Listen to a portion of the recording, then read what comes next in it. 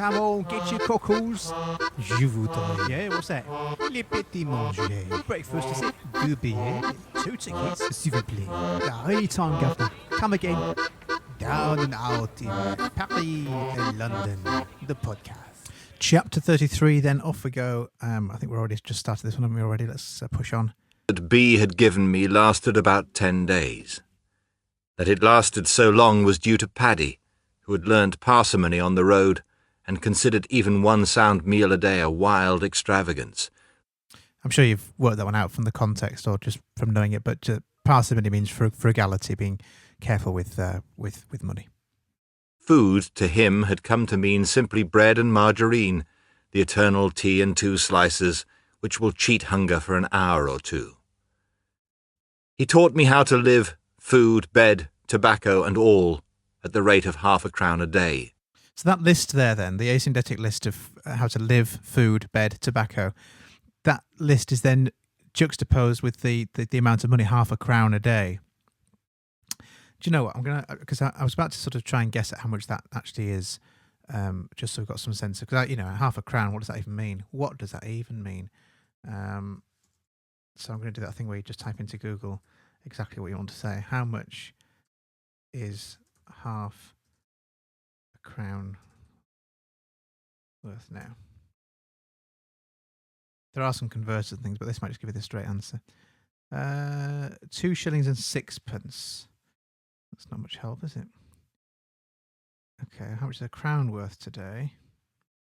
Well, it's worth 5 shillings. Right, okay, here we go. Let me just try and find...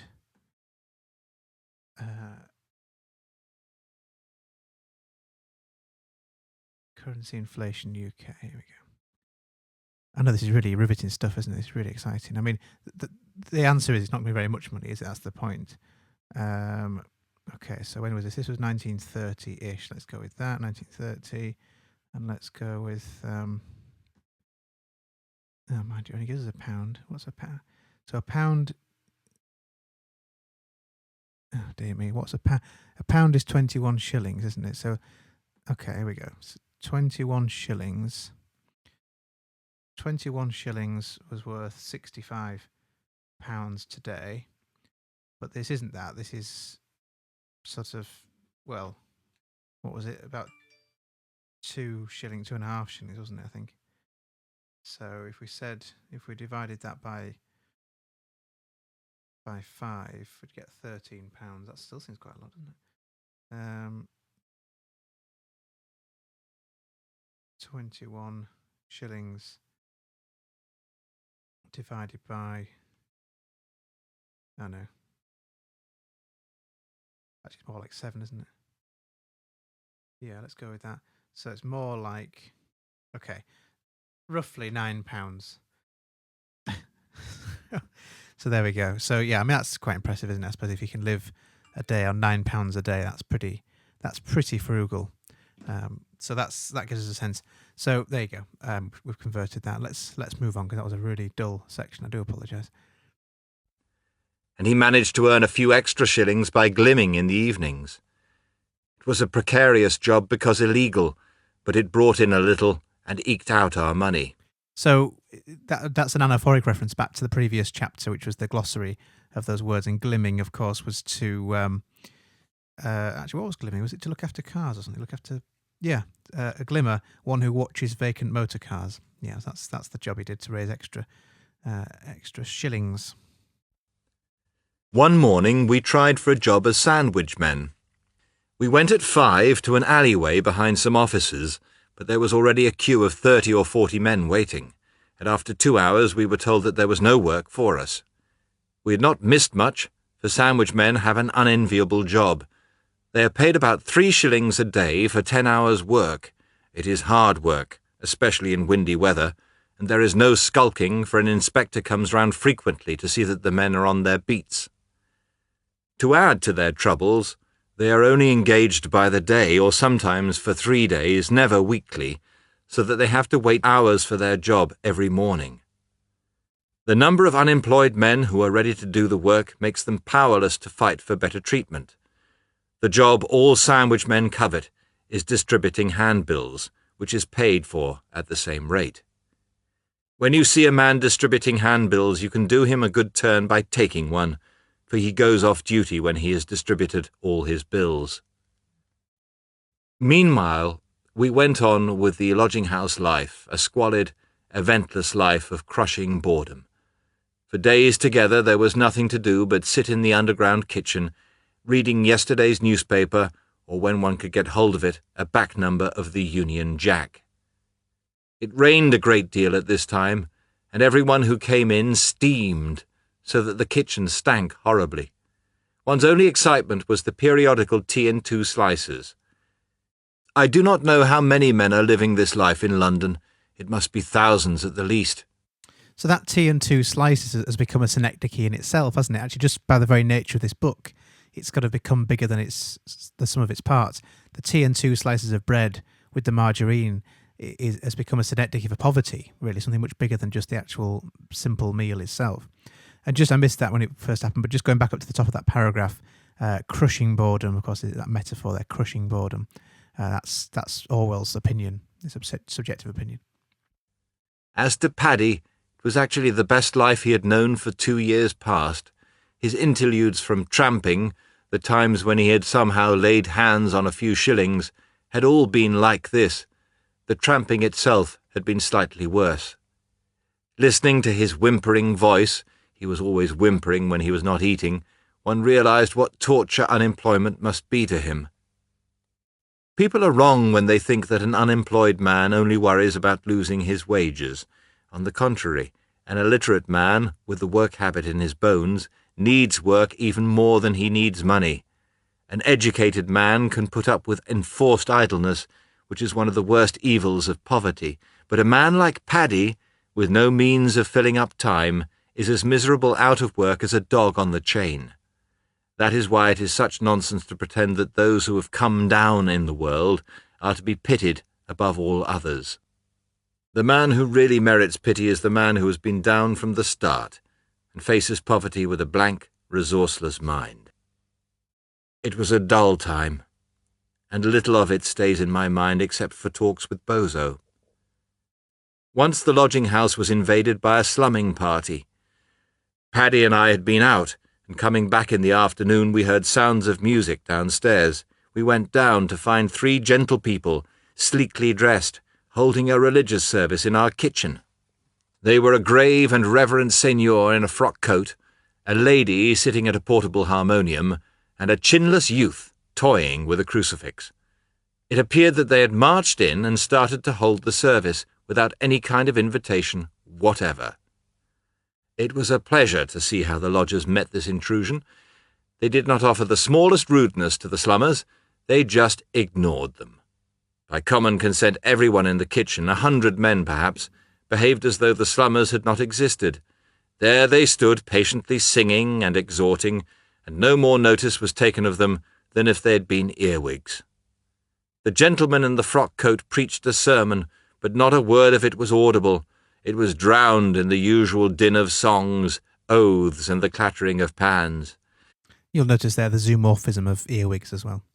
Men sat at their meals and card games 3 feet away from the harmonium, peaceably ignoring it. Presently the slummers gave it up and cleared out, not insulted in any way, but merely disregarded. No doubt they consoled themselves by thinking how brave they had been, freely venturing into the lowest dens, etc., etc. Bozo said that these people came to the lodging-house several times a month. They had influence with the police, and the deputy could not exclude them. It is curious how people take it for granted that they have a right to preach at you and pray over you as soon as your income falls below a certain level. After 9 days, B's £2 was reduced to 1 9p. So another time marker there, just to give us that sense of progression, and also that the amount of time that it takes them to spend their money. I mean, this shows a real lesson in frugality and well, as he says, parsimony, looking after your pennies. I mean, literally to the penny. While we're listening to that, I was just working out on paper here what a shilling was worth. So 1 shilling would be worth about £3, just over £3, £3.20, something like that in today's money. So £2, there was 20 shillings in a pound, so that's 40 shillings. So 40 shillings would be in £2. I'm trying to work out that. So that's, what's that, £120, is it, in today's money? Reduced to 1 and 9 pence. That's 1 shilling and 9 pence. So if you said that's about a fiver, basically, just so you've got some sense of money. Otherwise, it kind of loses its meaning, really. I mean, we understand it's not very much money, but it might just help just to put it into a little bit. But of course, we've got to also remember that, well, I suppose that does count in inflation, but I'm just trying to say that things now cost more money now, so you wouldn't be able to get a loaf of bread for a penny, obviously, now. But that does take into consideration inflation. So that gives us some sense of the context. Paddy and I set aside 18 pence for our beds and spent threepence on the usual tea and 2 slices which we shared, an appetizer rather than a meal. By the afternoon we were damnably hungry, and Paddy remembered a church near King's Cross Station where a free tea was given once a week to tramps. This was the day, and we decided to go there. Bozo, though it was rainy weather, and he was almost penniless, would not come, saying that churches were not his style. Outside the church, quite 100 men were waiting, dirty types who had gathered from far and wide at the news of a free tea, like kites round a dead buffalo. More zoomorphism there, wrapped up in that simile, like kites round a dead buffalo, like birds of prey round a dead buffalo. Presently the doors opened, and a clergyman and some girls shepherded us into a gallery at the top of the church. More zoomorphism, herded us into a gallery, like cattle, we assume. It was an evangelical church, gaunt and wilfully ugly, with texts about blood and fire blazoned on the walls, and a hymn book containing 1,251 hymns. Reading some of the hymns, I concluded that the book would do as it stood for an anthology of bad verse. There was to be a service after the tea, and the regular congregation were sitting in the well of the church below. It was a weekday, and there were only a few dozen of them, mostly stringy old women who reminded one of boiling fowls. What a lovely description there. Stringy old women who reminded one of boiling fowls. More zoomorphism. This time it's Orwell's own use of zoomorphism there, isn't it, to say that these old women, stringy old women who reminded one of boiling fowls. So that's sort of birds that you would boil in a pot. I'm thinking guinea fowl, I'm thinking pheasant probably, those sorts of things that they would boil up in a pot. Not a great deal of meat on them. So there we are, a boiling fowl. What a lovely description. We ranged ourselves in the gallery pews and were given our tea. It was a £1 jam jar of tea each, with 6 slices of bread and margarine. As soon as tea was over, a dozen tramps who had stationed themselves near the door bolted to avoid the service. The rest stayed, less from gratitude than lacking the cheek to go. The organ let out a few preliminary hoots, and the service began. And instantly, as though at a signal, the tramps began to misbehave in the most outrageous way. One would not have thought such scenes possible in a church. All round the gallery, men lolled in their pews, laughed, chattered, leaned over and flicked pellets of bread among the congregation. I had to restrain the man next to me more or less by force from lighting a cigarette. The tramps treated the service as a purely comic spectacle. It was indeed a sufficiently ludicrous service, the kind where there are sudden yells of "Hallelujah" and endless extempore prayers, but their behaviour passed all bounds. There was one old fellow in the congregation, Brother Bootle or some such name, who was often called on to lead us in prayer, and whenever he stood up, the tramps would begin stamping as though in a theatre. They said that on a previous occasion he had kept up an extempore prayer for 25 minutes, until the minister had interrupted him. Once, when Brother Bootle stood up, a tramp called out, "2 to 1, he don't beat 7 minutes," so loud that the whole church must hear. It was not long before we were making far more noise than the minister. Sometimes somebody below would send up an indignant "hush," but it made no impression. We had set ourselves to guy the service, and there was no stopping us.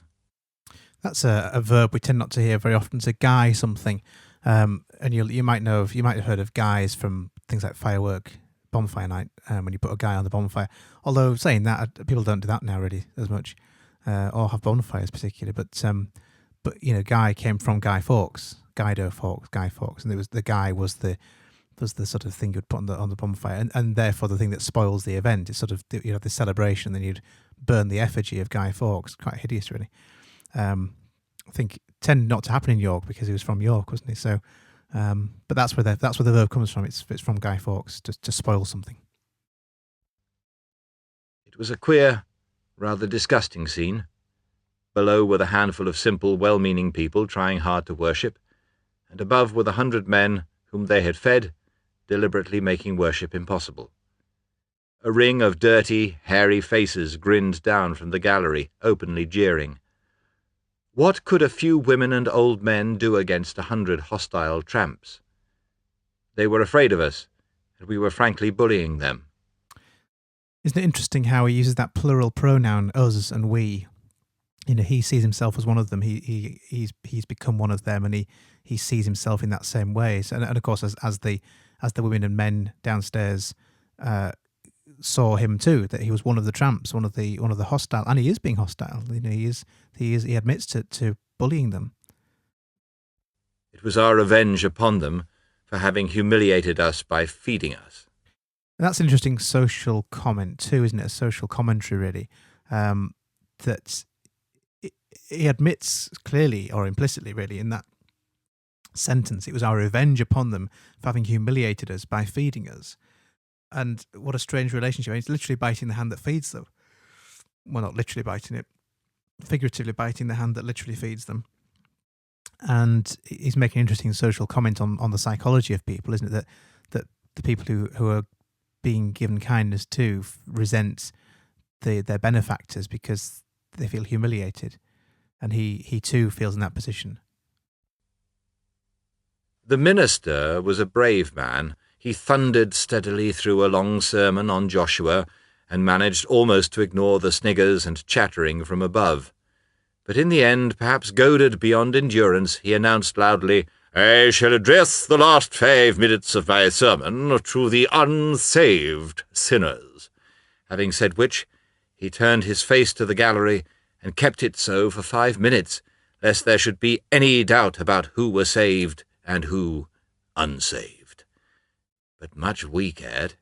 Even while the minister was threatening hell-fire, we were rolling cigarettes, and at the last amen, we clattered down the stairs with a yell, many agreeing to come back for another free tea next week. The scene had interested me. It was so different from the ordinary demeanour of tramps, from the abject worm-like gratitude with which they normally accept charity. More zoomorphism there, worm-like. The explanation, of course, was that we outnumbered the congregation, and so were not afraid of them. A man receiving charity practically always hates his benefactor. It is a fixed characteristic of human nature, and when he has 50 or 100 others to back him, he will show it. In the evening, after the free tea, Paddy unexpectedly earned another 18 pence at Glimming. It was exactly enough for another night's lodging, and we put it aside and went hungry till 9 the next evening. Bozo, who might have given us some food, was away all day. The pavements were wet, and he had gone to the Elephant and Castle, where he knew of a pitch under shelter. Luckily, I still had some tobacco, so that the day might have been worse. At 8:30, Paddy took me to the Embankment, where a clergyman was known to distribute meal tickets once a week. So another time marker there at 8:30. We've got this day in the life chronology here of literally hour by hour, really, accounts of his time this day. I think we get that more in this section, in the London section, than we did in the Parisian section. But yeah, he's certainly giving. I think because the time travelled so quickly during the day when he was working in the cafeteria. Oh, I can't remember. Cafeteria? Yeah, I think that's right. Working in the kitchens anyway. Whereas in London, there's more time. There's more, as he says himself, more idling and loafing around, waiting for things to happen. Just trying to work out. That's why I'm sort of stammering and stuttering here, trying to work out what 18 pence is. I've got this obsession trying to work everything out. So there's 12 pence in a shilling, and we said a shilling was about £3.20. So if we said 18 pence, if we said it was nearly 2 shillings, then isn't it really? So, about, if we said it was about £5, I suppose. So another £5 looking after cars. That's quite good, isn't it? That's good even in today's money, actually, to get £5 for doing something so simple. We're in the wrong job, aren't we? Well, some of us are. Makes you wonder. Right, back to it then. Under Charing Cross Bridge, 50 men were waiting, mirrored in the shivering puddles. Some of them were truly appalling specimens. They were embankment sleepers, and the embankment dredges up worse types than the Spike. One of them, I remember, was dressed in an overcoat without buttons, laced up with rope, a pair of ragged trousers, and boots exposing his toes, not a rag else. He was bearded like a fakir, and he had managed to streak his chest and shoulders with some horrible black filth resembling train oil. What one could see of his face under the dirt and hair was bleached white as paper by some malignant disease. I heard him speak, and he had a goodish accent, as of a clerk or shop walker. Just back up a little bit. There's more chromomorphism here. Just go back up to where it says Charing Cross Bridge, which is a proper noun, by the way. Let's just mark that there. And the embankment as well, proper nouns. So it's rooted in reality. And then we've got just a couple of lines down, we've got some of them were truly appalling specimens.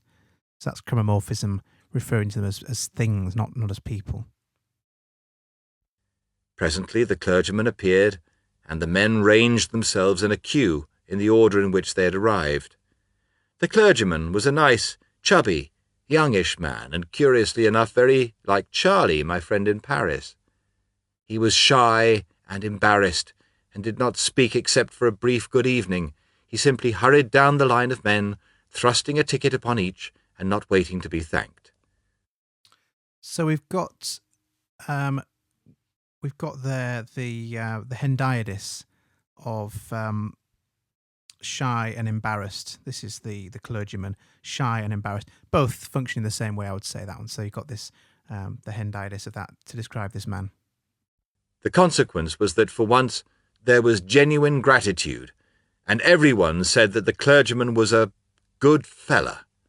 Someone, in his hearing, I believe, called out, "Well, he'll never be a fucking bishop." This, of course, intended as a warm compliment. So that's an interesting one, isn't it? The sort of litotes there, again, I say sort of, it's not perfect in the way that nothing ever is, but it's sort of a litote, it is a backhanded compliment, an understatement. By saying he'll never be an effing bishop, that's a backhanded compliment in that he's too good a man, he's too good to be a corrupt bishop. So there's a sort of backhanded compliment there that presumably the clergyman would have sort of understood and perhaps even appreciated. I don't know. So there's sort of litotes happening there, and again, it's not Orwell's litotes. It's the litotes of the man who shouted it out, that the homeless person who shouted out. But it's interesting that it's used here, and that Orwell chooses to keep that in. Tickets were worth sixpence each, and were directed to an eating house not far away. When we got there, we found that the proprietor, knowing that the tramps could not go elsewhere, was cheating by only giving 4 pennyworth of food for each ticket. Paddy and I pooled our tickets, and received food which we could have got for 7pence or 8pence at most coffee shops.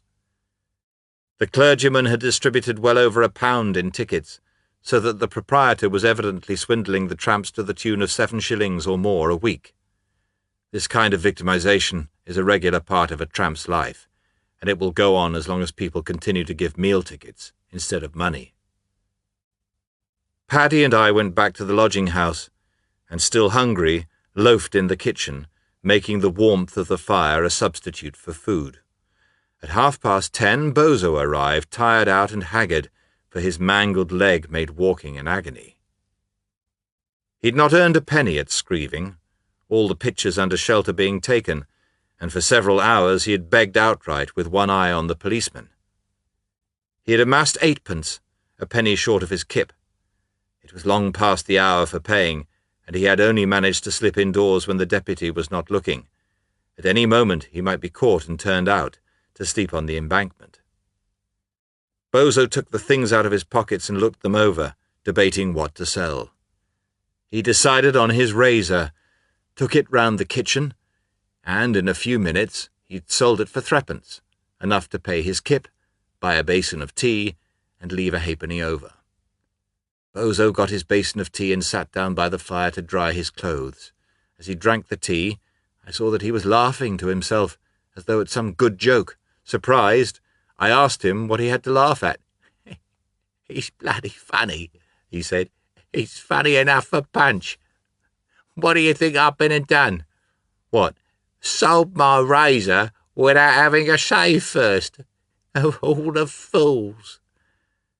He had not eaten since the morning, had walked several miles with a twisted leg, his clothes were drenched, and he had a halfpenny between himself and starvation.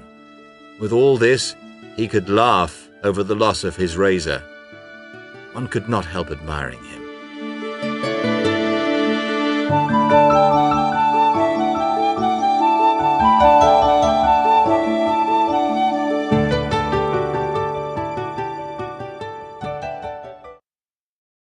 So a bit of bathos at the end of that chapter as well. The fact that it comes down to his razor, with all he's got to worry about, all these real concerns.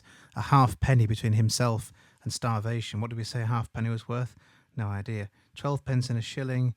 So, oh blimey, I don't know how much that was worth. I can't do the maths. So 1 shilling is £3.25. What's that divided by 12 to get a penny? Well, divided by 24 to get a halfpenny. Crikey, I don't know. Not very much money anyway. So what have we got to say about that? So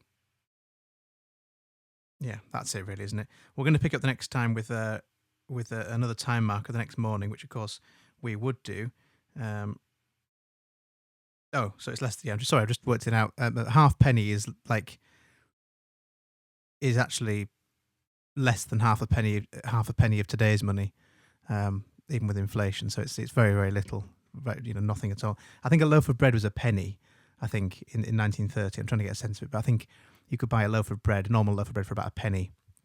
So for about half the cost of a loaf of bread, that's what stands between him and starvation. I mean, it's incredible. I just worked out there that